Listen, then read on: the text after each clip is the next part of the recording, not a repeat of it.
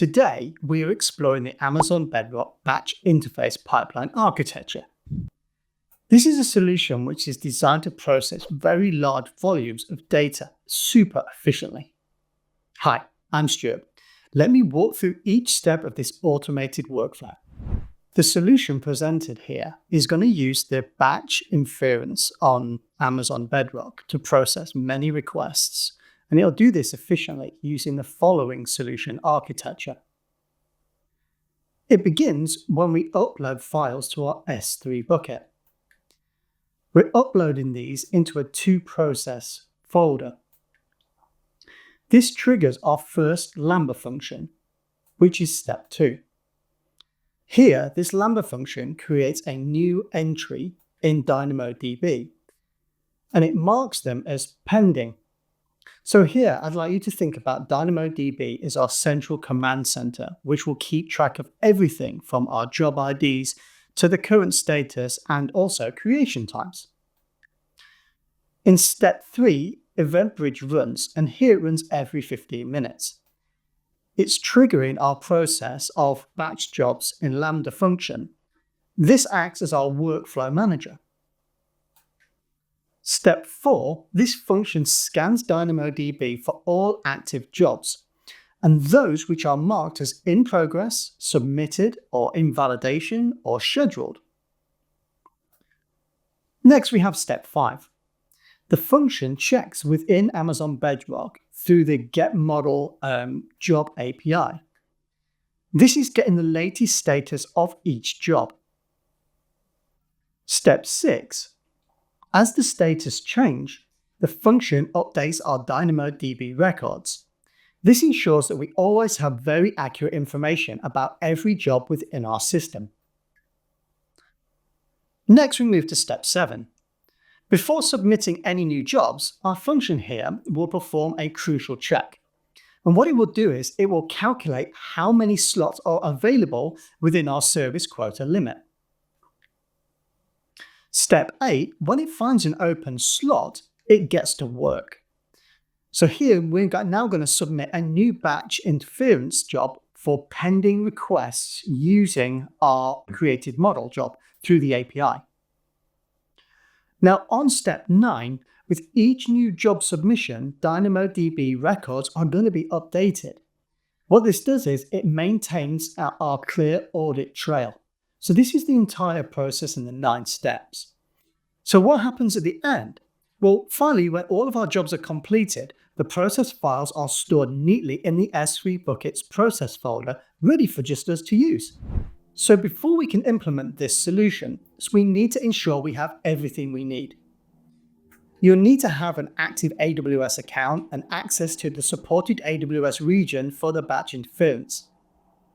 Make sure you've enabled the chosen model in Amazon Bedrock and you have the proper IAM permissions in place.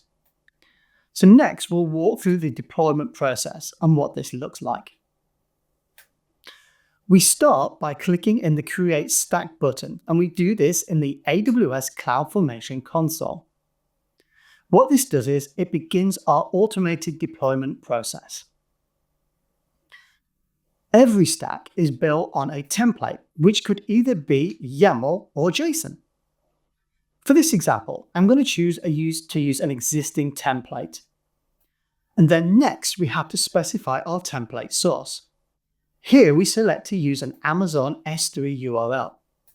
This points to our template. We can copy the Amazon S3 URL here, which is the link to the YAML template.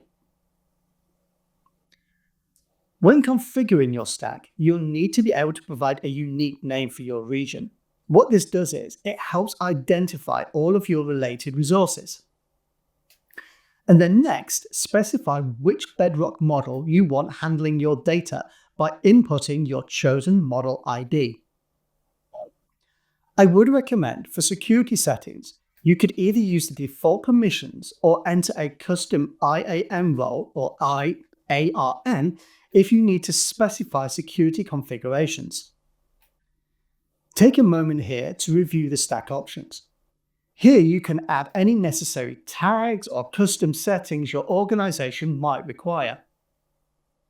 However, do note this step is optional and you don't have to do this. So before launching, you'll need to acknowledge your IAM resources and these will then be created. Once you've submitted the stack deployment, this is where it really begins. So we click on Submit and it initiates the pipeline deployment within your AWS account.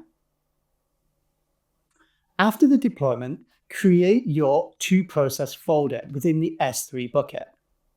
This is where we're going to upload all of the data for processing. Your process files will appear in a /process folder automatically as all of your jobs complete. The system handles all of the movement and the processing of the files.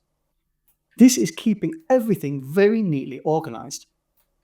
You can always monitor everything through the DynamoDB table, which gives you all of the visibility into job status and into the metadata.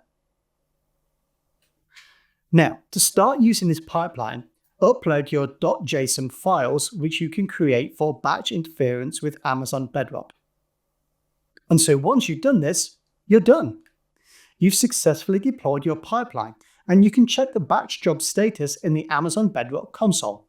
So this solution brings several key advantages to your workflow. The automated queue management optimizes your process capacity, while batch inference pricing cuts costs by at least half. As your needs grow, the system will scale with you, and with centralized tracking, this will keep everything visible and also manageable.